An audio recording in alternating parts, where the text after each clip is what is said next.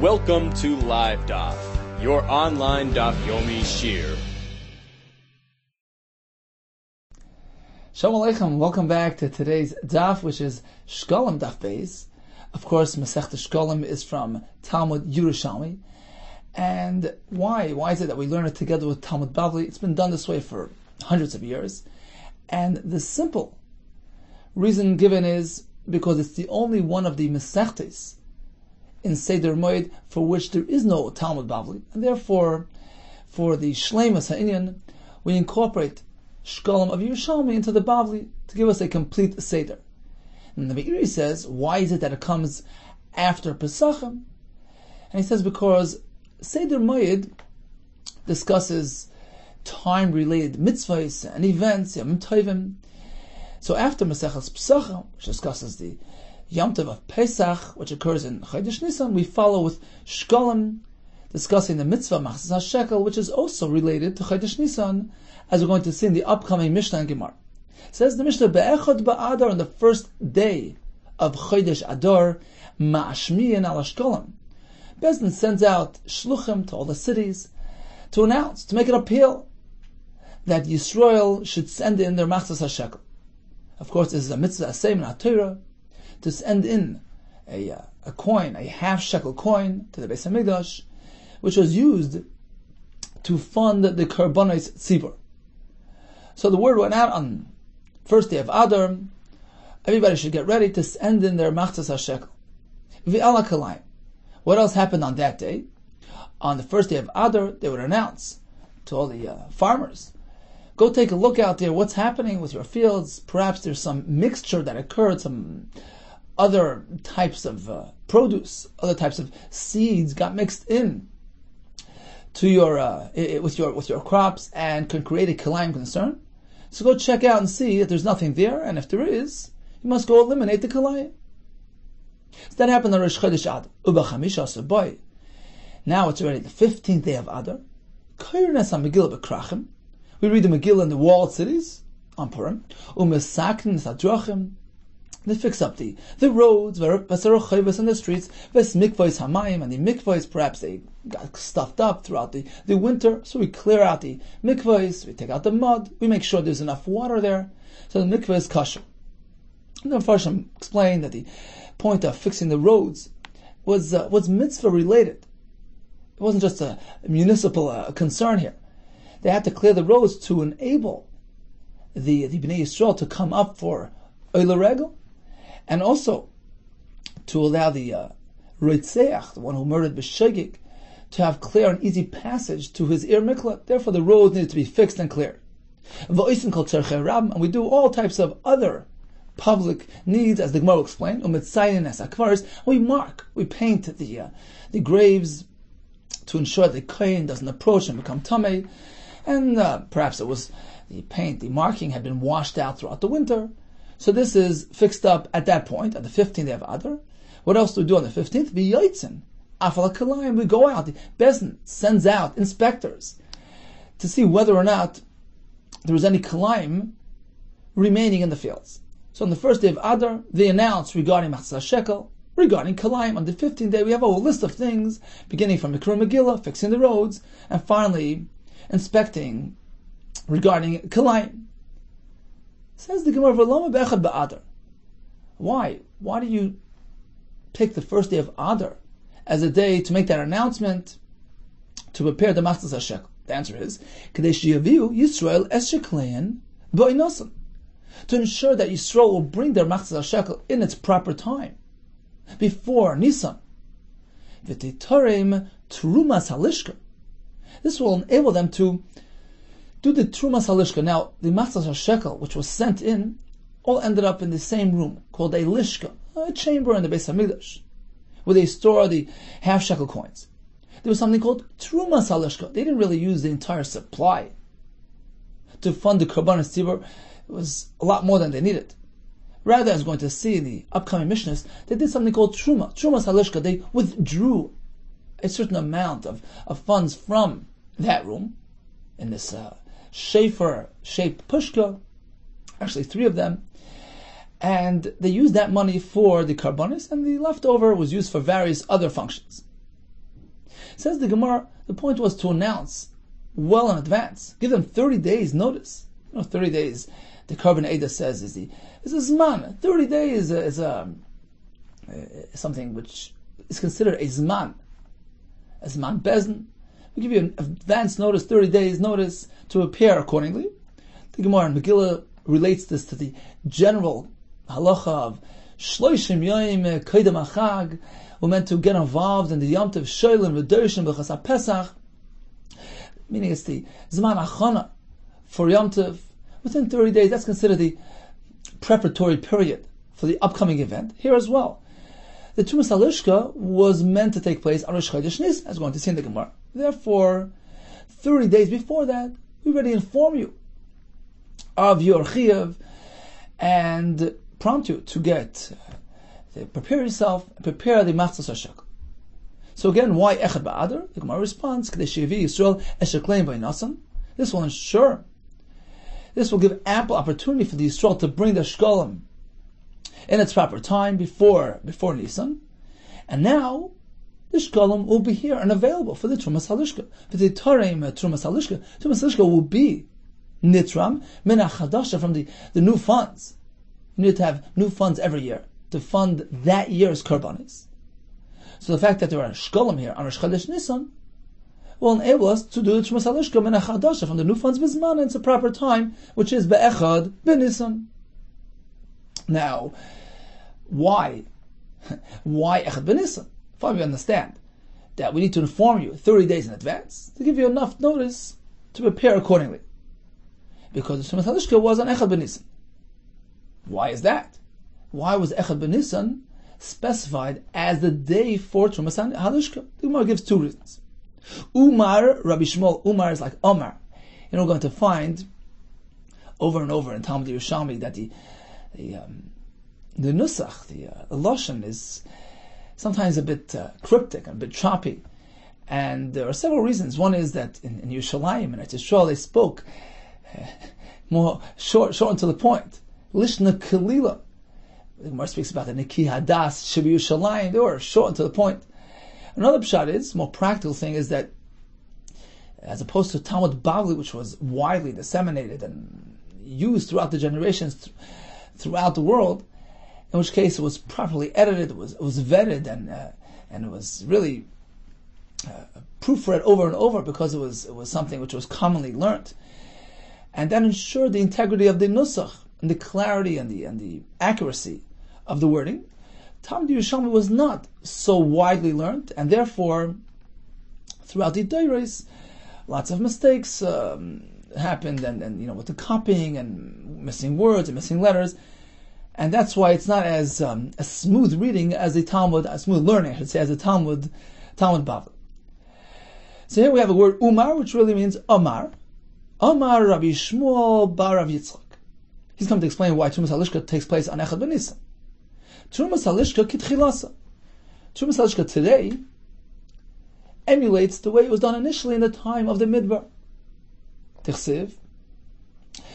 Vayi b'chodesh harishon b'shana hashenis. On the first month, Nisan, of the second year of Yisrael leaving Mitzrayim, be'echad hachodesh, on the first day of that first month of the second year, means Aleph Nisan, Hukam Mishkan, the Mishkan was established. V'tonei Allah, and we learned a brisa on that pasuk. B'yom Shekam Mishkan, on that day that the Mishkan was established, Boi b'yom nitruma truma. Trumas Halishka took place on that day. And therefore we try to emulate that. It's a zeicher. Perhaps since it's been established as the proper day for Trumas Halishka, what follows is that throughout the Deiros, we're going to do accordingly. That's the proper day for Trumas Halishka, to incorporate to inaugurate the new fund for the upcoming year's Karbanis Tzibur. So that's one pshat said by Rabbi Shmuel. Rabbi Tavi, Rabbi Yashir, B'Shem Rav Kahana. So we have Rabbi Tavi and Rabbi Yashir. They both said the name of Rav Kahana. We learn it from Gzeira Shava. How do we know Trumas Halishka takes place on Echad B'Nisan? Through Gzeira Shava. Nemar Kan Chotchei. Over here, meaning, speaking about the Karbanis, the pasuk says, Zois Oilas Chodesh B'Chotchei, l'chotchei Hashanah. Speaking about the korban of Rosh Chodesh, this is a oilas chodesh b'chotchei l'chotchei Hashanah. So we have the term l'chotchei. V'never lahalam chotchei. Over there by Mitzrayim, ha-chodesh hazeh lochem rosh chodashim rishon hu lochem l'chotchei Hashanah. That was by the first Kiddush HaChodesh. Hashem pointed the moon out to Moshe Rabbeinu. He says, this is going to be the first Rosh Chodesh, the first month of the upcoming year. So in both psukim we have a reference to the term chotche or lichotche. Therefore we draw a parallel. Ma chotche shnema lahalan. Just as the chotche discussed over there in Mitzrayim, ein moinin ela min Nisan. It's referring to a sequence of months which begin from Nisan. Nisan is the first month of the year. Av chotche shnema kan. Likewise, the term chotche mentioned over here by Karbanis. Ein moinin ela min Nisan. We begin with Nisan. Omer b'yaina. Shavak Rabbi Tavi, Rosh Damas Nisa. He abandoned the first part of the Brisa, Bamar Seif, and he went straight to the end. Meaning, we don't even know yet that the new Karbanis Sibur, this year's Karbanis, need to be purchased using current funds, new funds. We don't even know that. He hadn't yet introduced that concept to us. He went straight to the end of the Brisa, which tells us, well, the the fiscal year begins with Nisan. Fine, but who says you have to use new funding for this year's Karbanis? Perhaps you can use the last year's coins. So he started from third base. He didn't explain the concept, which is discussed in the beginning of that Brisa. Dal Kain, is this the way you're supposed to do it? Is this the proper way of explaining? Kada Latani. Rather, we're meant to follow the following brisa. Let's start from the beginning. Zois oilas chodesh b'chotchei. This is that pasuk that we mentioned, speaking about the oila. This is the oilas chodesh b'chotchei l'chotchei Hashanah. And we learn from here that the new karbanis need to be purchased specifically with new funds, current year funds. And we darshan is from chodesh, the fact that it says zois oilas chodesh b'chotchei oilas chodesh b'chotchei l'chotchei. We learn from here that you have to be machadish and maybe mitruma chadasha, as the Korban explains. You have to use new funding for this year's karbanis. Okay, so you have to use new funding. The pasuk is telling you have to be machadish, new money for new karbanis. Can't use last year's leftover money for this year's karbanis. Every year is a new entity. Shana, the Maral says, is lashon shayna. It repeats itself. Every year is an entity on its own. It just keeps on repeating itself again and again. But the year is a unit on its own. You can't use last year's money for this year's karbanis. Now, how often do you make a collection? Do you have to collect on a monthly basis for that month's karbanis? Perhaps you have to go make a special collection and a new trumas halishka for every month for that month's karbanis. Talmud Leimar b'chotchei l'chotchei zois oilas chodesh b'chotchei l'chotchei. What do we learn from there? That one month will address all the months. B'chodesh echad u'torem l'chotchei hashana. You do trumas halishka, you collect the coins, you do trumas halishka on 1 month, in 1 month, for the sake of the entire year, for all the chadash. So now we've arrived. Number one, we learned that you have to use new money. This year's donations for this year's karbanis. Chadesh v'havei mitura chadash, as the Korban explains, based on a Rashi and elsewhere. Now, how often do you have to renew those funds? Is it a monthly fund or an annual fund? It's an annual fund. Okay, so we know the two things we know. It has to be new, it has to be annual. Now, when does the fiscal year begin? So perhaps it's up to you. You can do the annual collection in Shvat. No, that's why we have that Zera Shava that we mentioned. That's the end of the Bryce. Over here by the Karbanis, we have the term Chache or Lechache. V'nemer lahal Chache, over there by Chodesh Nisan, the first Rosh Chodesh, we have the Lashon Chache. However, Gzeir Shava. Ma Chache shenemer lahal el moinen el b'Nisan, just like over there, it's a reference to the first month, which is Nisan, and that begins the Chadoshim count of the year. So the annual sequence begins with Nisan. Af Chache shenemer kan. Likewise, the Chache mentioned by Karbonis, ein moinen el b'Nisan. The system begins with Nisan, which inaugurates the year. And Nisan, which is the Rosh of all the Chadoshim, so when it comes to the count of the months, the year begins with Nisan. And in that month, you meant to address all the needs, the funding needs of the coming year's Karbanis. The head includes the entire body. So the Rosh, the Nisan, which is the head month, first month, you meant to do the collection then, do the Truma then on account of the entire year. So, getting back to the Shaila, why was there a mashmin al ashkolm and echad ba'adar? The Gemara says to leave ample opportunity, ample time for them to prepare themselves.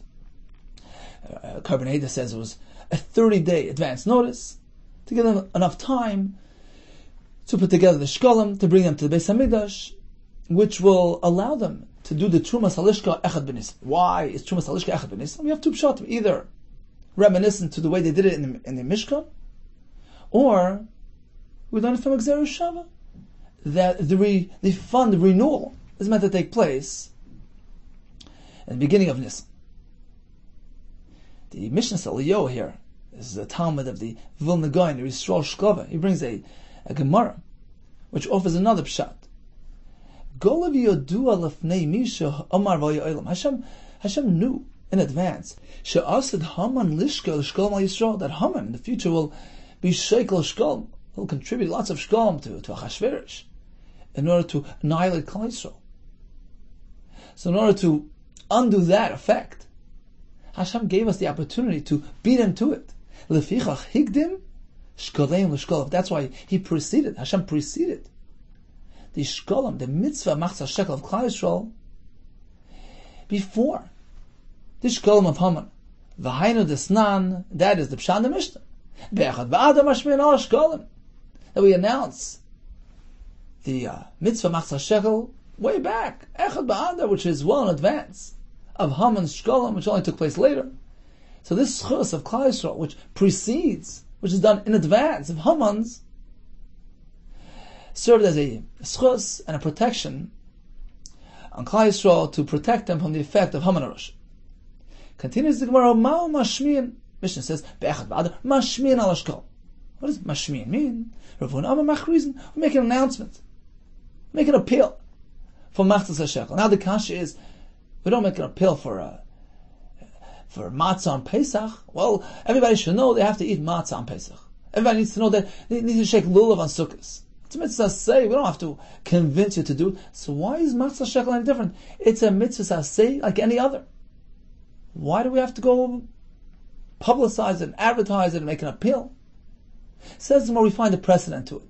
Yeah, when it comes to money matters, even if it's a mitzvah, minater, clients want to be encouraged. That's just human nature. You have to approach them. You have to make an appeal and remind them of their obligation to give the donation of Machzah Shekel, as we find in a pasuk in Divrei Hayamim.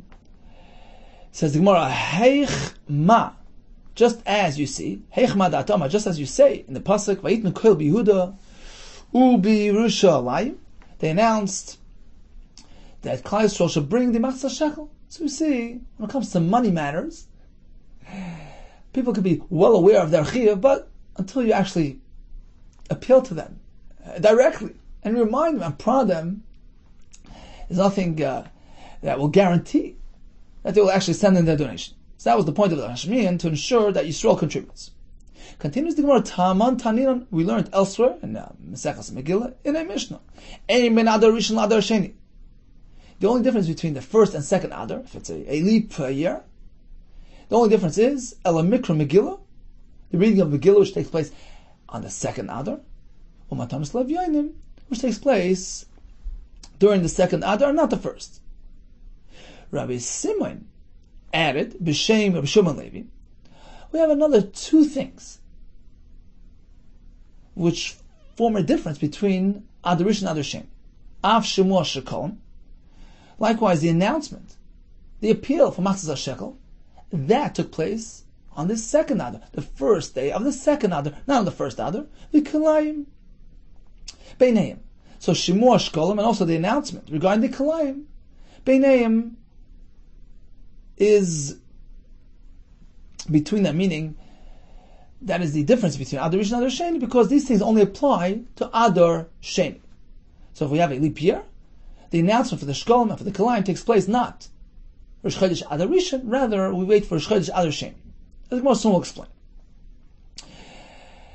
Let's just stop for a moment and mention a side point which is not really related, but since we discussed Mikra Megillah, the Gemara will add another halacha. Rabbi Chelboy, Rav Huna, V'Rav, they all three said B'Shem, the name of Rabbi Rav. Hakol Yotzim Yodalad, Shazman Kriyas. He meant to know that although in walled cities, the appropriate time for Mikra Megillah is the 15th. But if they happen to read on the 14th, that's okay, because that's really the primary Zman Kriya. Most areas read on the 14th. So they were Yotzei if they read on the 14th as well. I think more later we'll get into this. But in the meantime, let's go back to Mashmiyan al Ashkelim, Akalayim. The Gemara was just Machadish. If we have a Shana Mu'beres, which has two Adars, the Achraz of Shkelim and Akalayim takes place on the second Adar. Amar Rabbi Yosi, V'yos. That's correct. He concurs with this. It makes sense. Why? Klum Amru Mashmiyan al Ashkelim. What was the purpose in announcing, making that appeal for Shkelim? Why Kedei Shiaviu Yisrael Shekleim B'Nasan? Wasn't it for the sake and purpose that Yisrael should bring in his proper time? That's why we make the announcement 30 days before Nisan. Imat Amar B'Adar Rishon. Now, if you'll maintain that the Achrazah takes place back on the first Adar, that's leaving an awful lot of time to elapse between then and Rosh Chodesh Nisan. And human nature is that we have enough time on our hands, we procrastinate. And perhaps he'll forget entirely about bringing the shekel. Ad Kedun means Adain. In the meantime, there still is. Isbeshata Shitin Yom. There's still 60 days remaining to the year, the fiscal year. That's too much time. It's too far in advance to be an effective reminder. And that's why it makes sense that on a Shana Mu'beres, the announcement should go out on Rosh Chodesh Adar Sheni, which is merely 30 days before Nisan. So we have to leave ample time.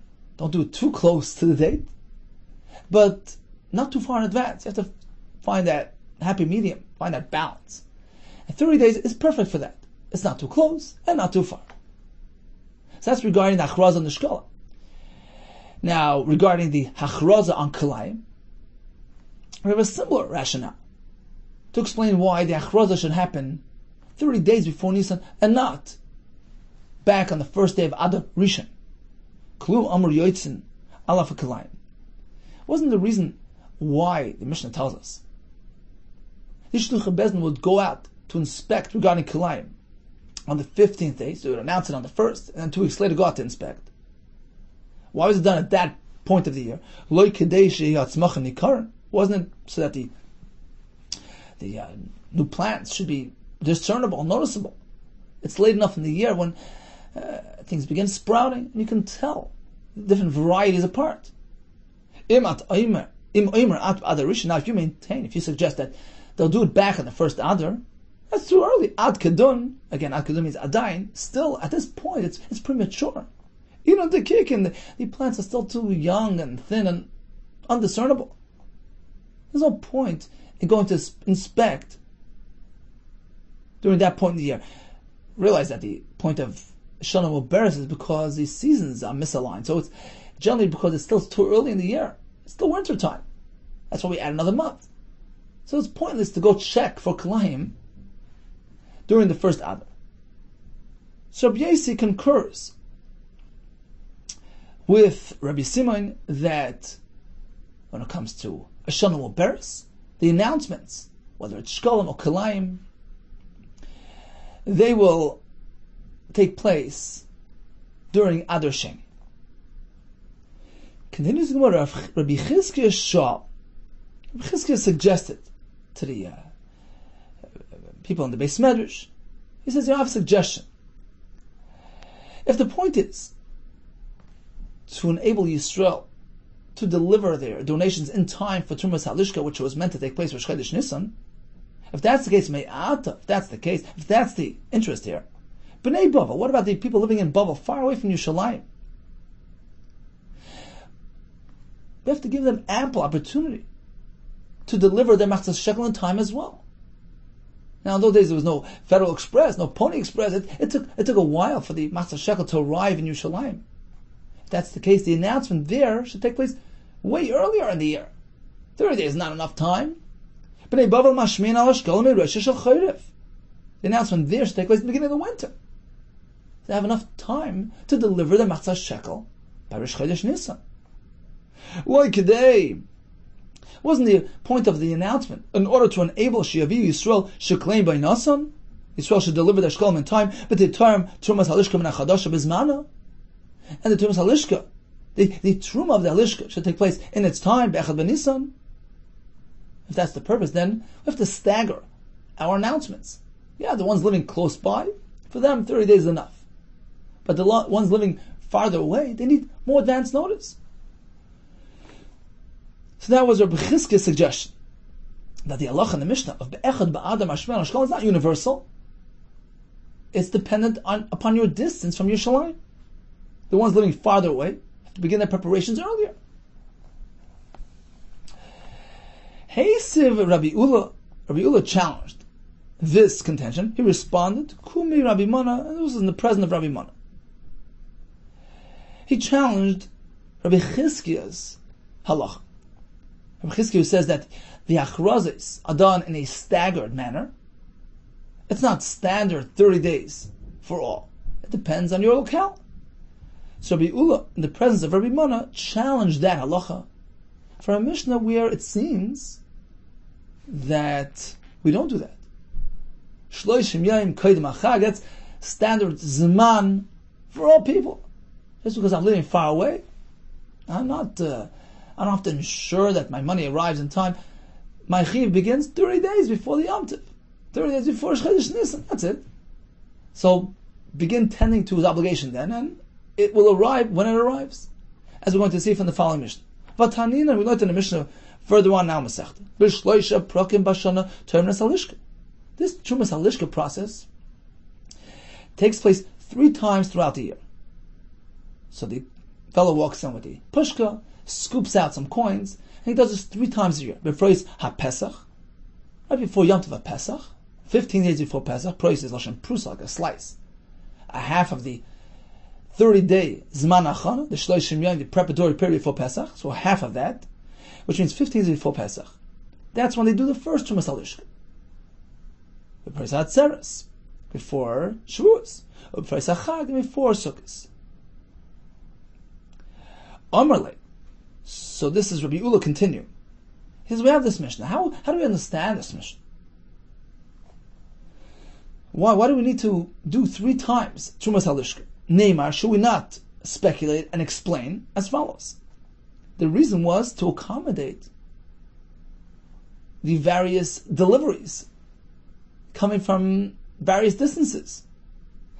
Neymar, should we not explain? Elaine, the craven for the coins sent in by the ones living near Yerushalayim, the Freis Pesach. They've arrived in time, and that's when we do Trumas Halishka before Pesach, on account of them. Elaine the Rechaikin, for the fellows who sent their coins from far away, which only arrived later, they were not included in that first Trumas Halishka. That's why we do the second one, the Freis HaTzeres. Elaine the Rechaikim and Hain, and the ones that are living really even further than them, in which case their coins arrive only much later on in the year, the Freis HaChag. For them, we do the last Trumas Halishka before Sukkot. So doesn't this prove that there's no need to advance the achraza for the Bnei Bavel? The achraza takes place 30 days before Rosh Chodesh Nisan, and all will send the Machzas Shekel at that point. And whenever it arrives, it's okay, because we address them as the year goes by. We incorporate them into the funding of the Korbanos. Ella kula ka'achasi ba. Apparently, we just gather whatever we have as one in the Lishka, and we do Trumas HaLishka in the beginning of Nisan, regardless of whether everyone's Shekalim arrived. In fact, the Sugyas later tell us that there's something called Termin ala Osid Lavai. You can make the Truma now and have everything in mind. So technically, the Bnei Bubbles coins had not yet arrived. That's okay, because the Trumas HaLishka now is applied and includes everybody's contributions. So that's what we do. If that's the case, then why does the Mishnah say you take 3 Trumas HaLishkas? V'loma amru b'shleisha prakim. Why do we do it 3 times a year? Truthfully, it's not needed, because everybody's been included in the first Trumas HaLishka, even though their money arrives later, but his Truma has them in mind as well, and is mighty them. And they're also considered to have a chelik in the Korbanos Tzibur. The reason why we do it 3 times is k'dei lashis pumbi l'davar, to do it in a public way, to make publicity. Pumbi is publicity. As the Rambam explains, we'd like to highlight the fact that everybody has a chelik in the Korbanos Tzibur. Look, we're doing the first one, Pesach time, for the fellows living close by. And the one during Sukkot we do for the individuals living farther away. The one during Sukkot we do for the fellows living really far away. Technically, it's not needed. It's just a way of demonstrating that they're also a part of the Korbanos. They don't also need to send their Shekalim. Although theirs arrive much later, that's okay. But we're showing that they're part of the Korbanos. The Tagan Chadin adds, he says, we do it around Yom Tov time, when Yerushalayim is populated with the Oile Regel. We want them to see, to give chavivus. Look, you also have a part in the Korbanos Tzibur. These are your Shekalim. And this way they relate to the Beis HaMikdash experience. Look, this is our donation. These are our Korbanos. So in order to draw them closer to the Avodah Beis HaMikdash, we do it publicly 3 times a year. In any case, he disagrees with Rabbi Chizkiah, who said that you have to stagger the announcements in a manner which will ensure that all money arrives simultaneously. He says, not necessarily. This is Rav Ula responding. No, we see from the Mishnah that it wasn't so. Everybody's monies arrived at different times. And it wasn't a concern, because the initial Trumas HaLishka really addresses everybody, has everybody in mind. The only reason why we did it 3 times was to make that pumbi publicity. Continues the Gemara, Rabbi Yehuda bar Pazi said in the name b'shem of Rebbe, Hey nikru v'lo nivas. Can we read the following psukim and not tremble? Not tremble from fear. We see how strong, how powerful the koach of the Yetzer Hara is, and how much siyata d'shmaya we need to prevail. We're going to have 3 very similar situations that were presented to Klal Yisrael, and we see a gap, a contrast between how they related and reacted when it involved a positive cause, lukewarm, without that same excitement, as opposed to when it was for a undesirable goal, in which case it was more excitement. Let's see. L'toiva, when it came to a positive purpose, when it came to donating for something good, the Mishkan, what does the pasuk say? Kol nidivleiv. All good-hearted fellows donated. Not everybody, just those good-hearted fellows. However, when it came to donating l'ra, for the Egel, everybody was involved. Everybody unloaded their jewelry and donated. So you see that contrast. L'toiva, when it came to the Matan Torah, to taking part in a good event. Hashem was by Matan Torah, and Moshe had to go call Klal Yisrael. Come on, get up! It's time for Matan Torah. So they need to be prodded to come join Matan Torah. However, Leroy, when it came to joining a negative, being part of a negative experience, this was when the Meraglim, they wanted to send the Meraglim. Everybody approached Moshe to join, to send, to convince him to send the Meraglim. So everybody was involved. Another example is when it came to expressing song, gratitude to Hashem, l'toiva, when it was something positive. Moshe had to encourage Klal Yisrael to sing after they passed through the Yamsuf. But l'ro, when it came to something bad, this was when the Meraglim returned, this was on Tisha B'Av, everybody began crying. They didn't need to be prodded. So we see, it's frightening, we see the power of the Yetzer Hara. And we need to prepare accordingly, ask Hashem for His Hadar Shemaya. We find a pasuk in Tzefanya that describes a similar thing. They got up early in the morning. This was when they did the Egel. They got up to destroy. Whenever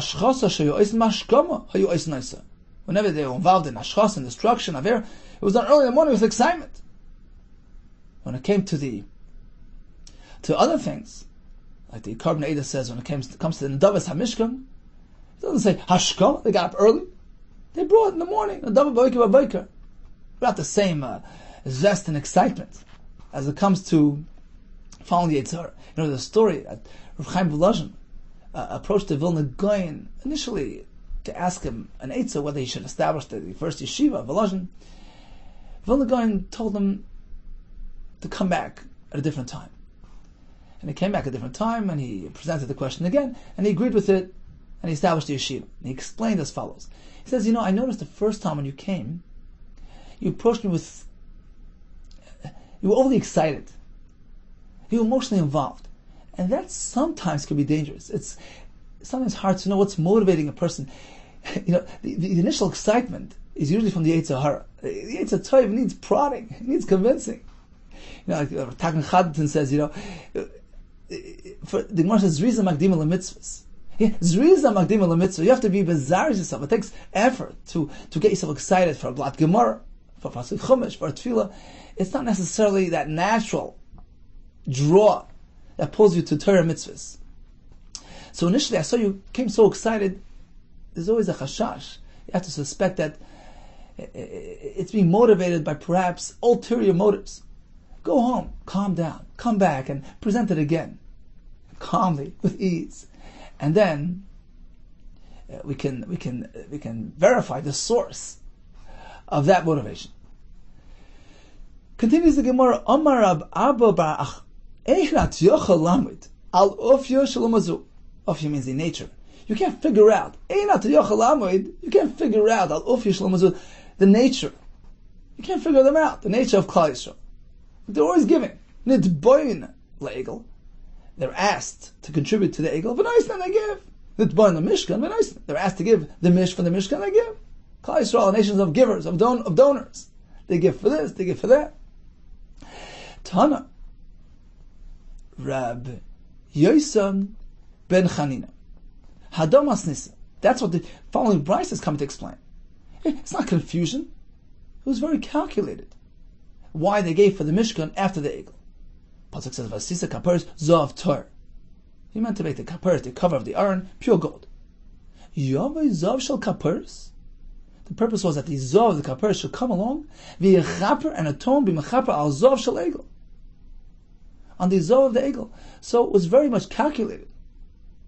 It wasn't that they gave for this and for that. It was confusion. No. They were nishch on the Egel, and as a kapara for that, they gave for Nedavas HaMishkan, which was meant to be a kapara for what they did by the Egel. Continues the Gemara, Rabbi Chagi b'Shem Rabbi Shmuel Bar Nachman. He said as follows. Again, we don't have the word Omar. So he was the one who said as follows. Shalish Trumas Nemru Parsha Zois. In the Parsha of Parshas Truma, we have 3 mentionings of the term Truma. It's coming to be meramis, to indicate that there were 3 donations, 3 collections that took place in the Midbar. Trumas Adonim, they collected to fund the Adonim, the base of the Krushim. Utrumas Shekalim, they collected the Machzas HaShekels for the funding of the Karbonis Tzibur. Utrumas HaMishkan, and they donated various materials, zav, kesef, nechoshes, for the building of the Mishkan. As he explains, the pasuk says, "Dabar b'nei Yisrael v'yikholi truma." That's the first mentioning of truma, zu truma sadonim. That was the machzah shekel that all of Yisrael contributed to fund the adonim. So there was a specific purpose for it. It was earmarked for the adonim, and it was a set amount for all. Me'ez kol ish asher yidvenu libo tikchu es trumasi. What was this donation for? Zu trumas shkalim. This was the shkalim given to fund the karbanis tzibur.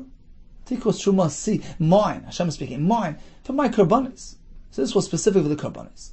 And the third one was for the building of the Mishkan.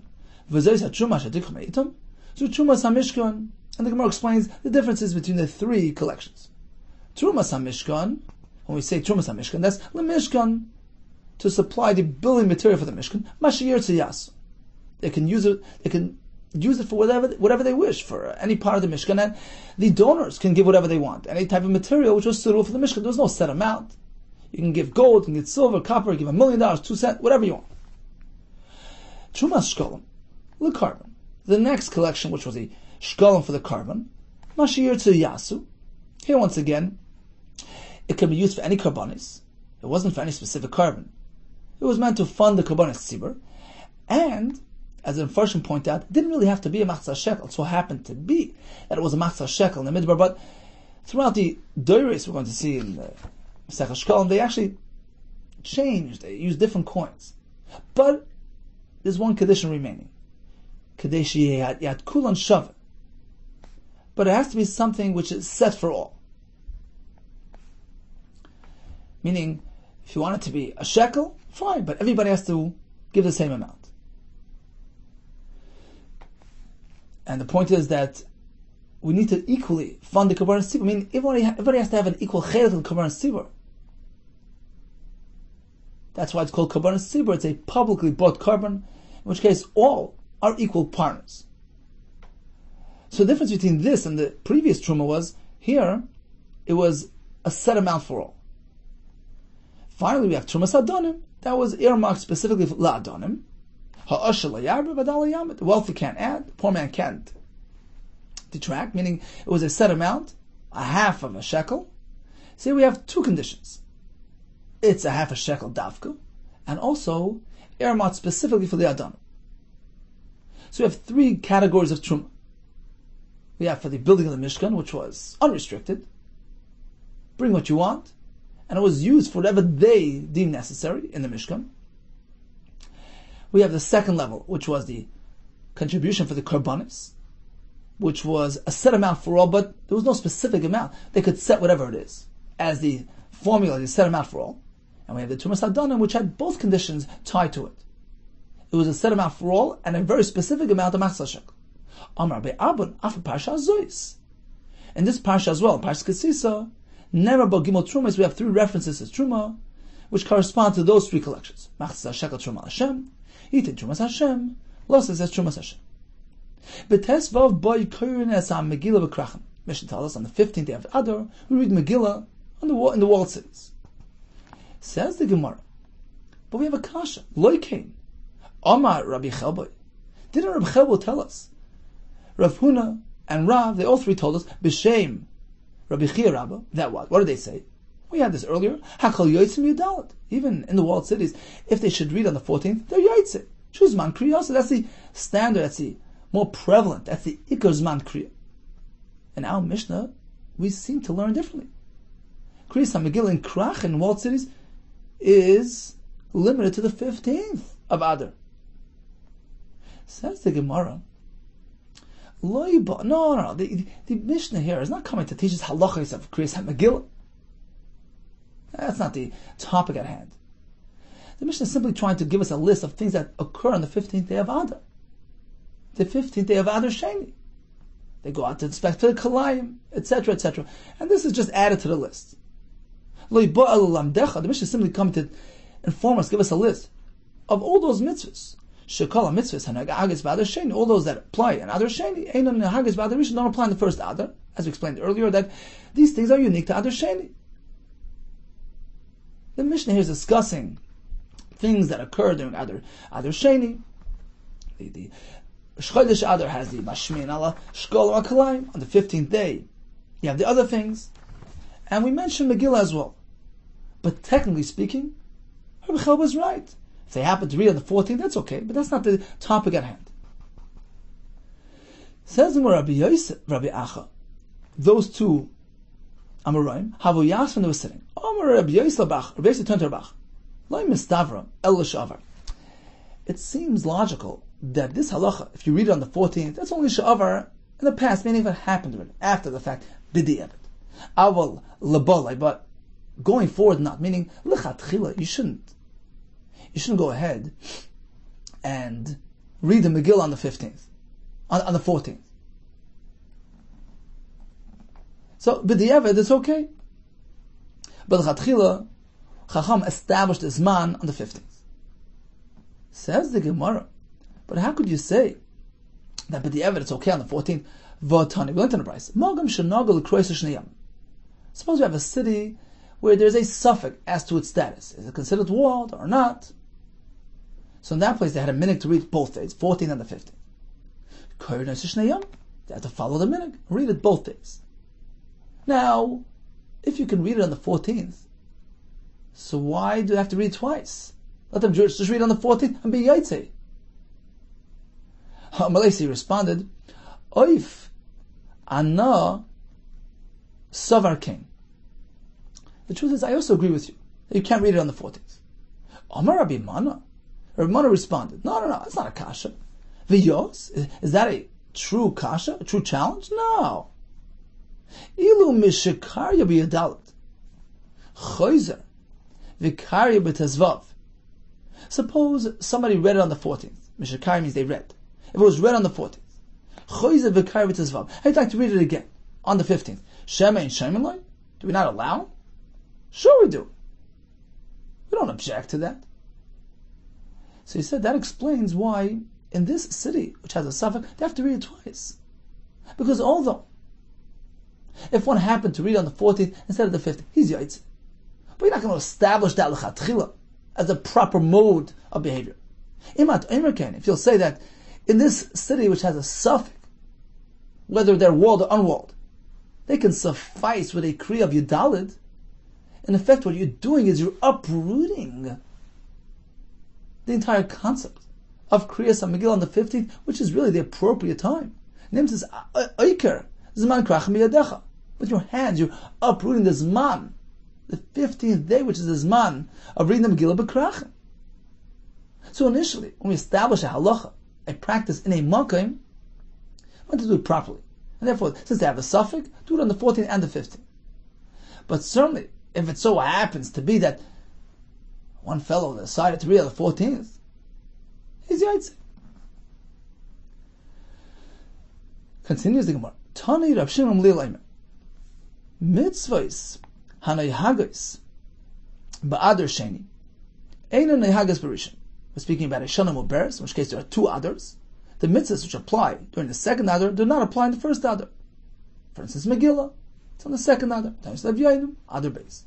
Except, chutz mehesped v'tanis.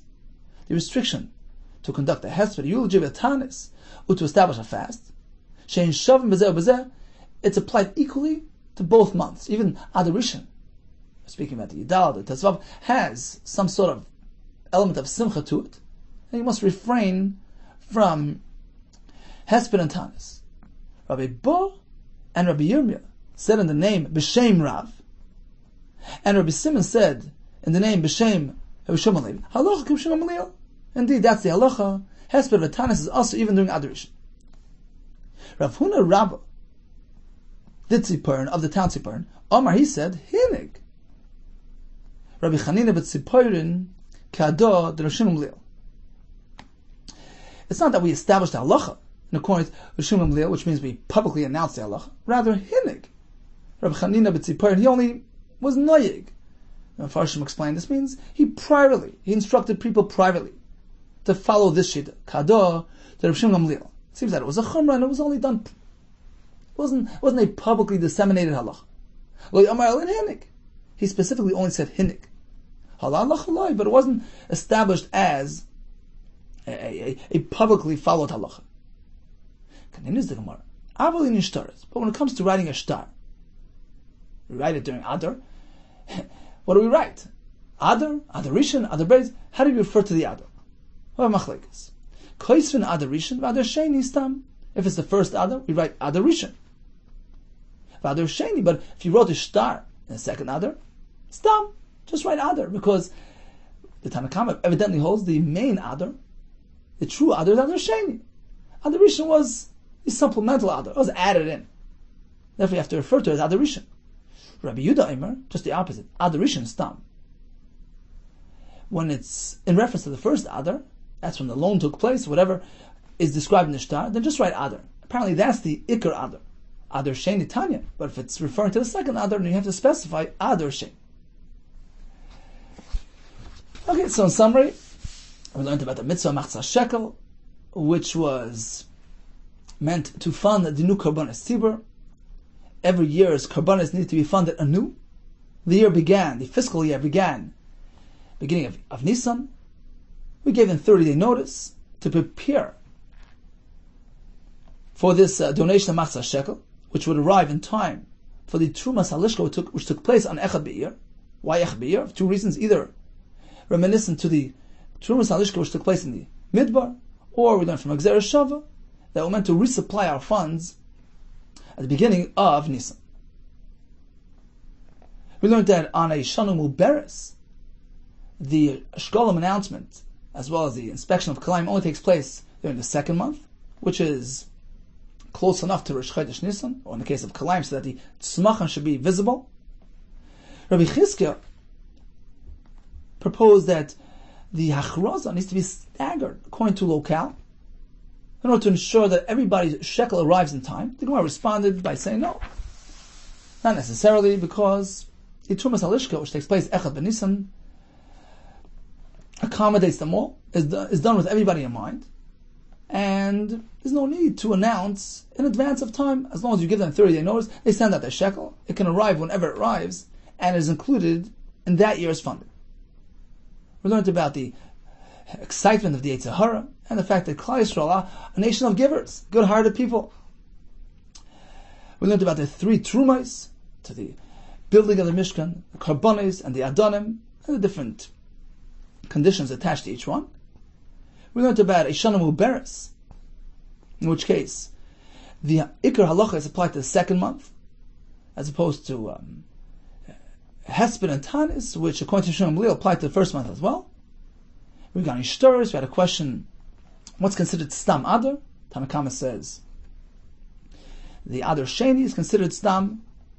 Rabbi says Stam Adar is Adar Rishon, and we learned the Chiddush that B'diavad, even in the people in the walled cities, if they read the Megillah on the 14th day, they read it. There's a fascinating story that occurred with a Machzah Shekel years ago. There was a story of Rabbanim who gathered for a Suda, and the son of the Chassam Sofer, the Kasav Sofer, was there, and he pulled out a Machzah Shekel coin, an ancient Machzah Shekel coin, and displayed it to the guests. And they passed it around, and suddenly it disappeared. When they asked for it back, there was nowhere to be found. And somebody suggested that everybody empty out their pockets. There was a Chacham sitting there, Rabbi Yudah Assad, Maria Assad, and he says, let's give it another 20 minutes. Let's wait. So they waited. They got involved in the discussion. They waited 20 minutes. 20 minutes were up. It was suggested that everybody empty out their pockets. And once again, Rabbi Yudah Assad objected. He said, give it another 10 minutes. Everybody's wondering, it sounds funny. And a couple of moments later, the waiter comes running in from the kitchen. He says, look what I found in the dishes. And he pulls out this dirty Machzah Shekel, which apparently was dropped in the dishes, and ended up in the kitchen. So they found the Machzah Shekel. Now they asked Rabbi Assad, what was his motive? He was objecting to searching. What was going on? So he explained like this. He put his hand in his pocket and he pulled out another Machzah Shekel coin. He says, look, when the Ksav Sefer displayed his Machzah Shekel, I didn't want to rain on his parade. And I didn't want to tell you about the Machzah Shekel that I also have in my possession. I kept it in my pocket. And then when that coin disappeared, and it was suggested that all empty out their pockets, I was afraid that when I empty out my pocket, everyone's going to see that I had a Machzah Shekel and assume that I stole the coin. It's going to be hard to believe that, what are the chances that there was another identical coin here? I wanted to avoid Chil Hashem. So I suggested that we wait and wait and wait, and I davened to Hashem to somehow extract me from the situation, to avoid Chil Hashem. And indeed, the Machzor Shekel was found. A couple of years ago, I was in Brooklyn, and there's a museum, the Living Torah Museum, and the fellow actually showed us these ancient Machzor Shekel coins. There were some of them still around today, and it's very inspiring to see that same coin, which was used for the mitzvah Machzor Shekel in the time of Beis Hamikdash. All the best. Hatzlacha Rav.